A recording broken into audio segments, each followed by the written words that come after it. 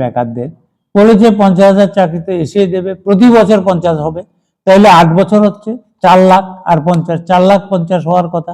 বেকার তো থাকতোই না। আপনি বলুন, আমি অনিয়মিত কর্মচারীদের কথাও বলছি, সরকার তো বলেই না কতজন অনিয়মিত আছে।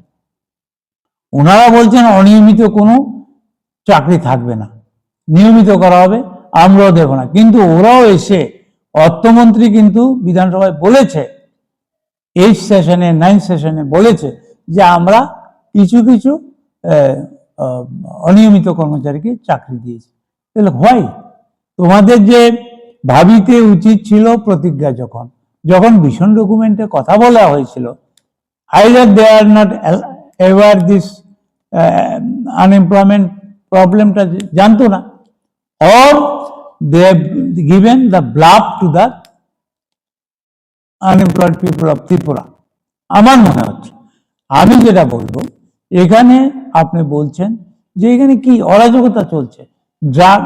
একদিকে মুখ্যমন্ত্রী বলছেন যে নেশা বিরোধী অভিযান, অপরদিকে বিজেপি ভারত মাতা কি জয়, জয় শ্রীরাম বলে এরা যারা বলছে তাদের অধিকাংশ এখান থেকে ওই ড্রাগের ব্যবসা করছে, অবৈধ চালান, চোরা চালান আনছে, বাইরের বহিরাজ্য থেকে ফেন্সিডিল আসছে, এবং কি করে আপনার ওই চোরাবাড়ি গেট দিকে আসে ড্রাগস এবং Phensedyl, how it is entering Agartala. দেখা যায় মাঝে মাঝে লাখো লাখো বোতল ফেন্সিডিল এখানে সিজ করা হয় থানাগুলি। তাহলে আগরতলা পর্যন্ত কি উড়ে এসেছে?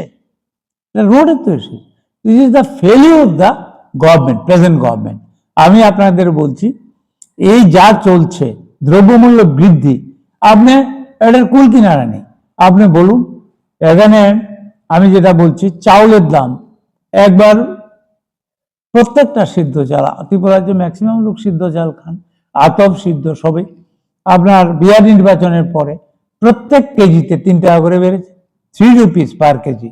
আর এই ইদানিং আমাদের প্রত্যেক কেজিতে 2 টাকা করে বেড়েছে। বলছি দ্রব্যমূল্য আকাশ ছোঁয়া। আপনাদের বললাম যে চাউল বিহার নির্বাচনের পরে 3 টাকা কিলোতে বেড়েছে, ইদানিং 2 সপ্তাহে 2 টাকা বেড়েছে, 5 টাকা কেজিতে বেড়েছে। হেলদোল নেই এই সরকারের। তেল, মাস্টার্ড অয়েল, সরষের তেল 3 টাকা কিলোতে বেড়েছে, এবং অন্য রিফাইন্ড তেলগুলিও 3 টাকা বেড়েছে। আগে 2 টাকা বেড়েছে, এটাও 5 টাকা বেড়েছে। আমি যেটা বলছি, এই সরকারের মার্কেটে কোনো তাদের এই নেই, ভূমিকা নেই।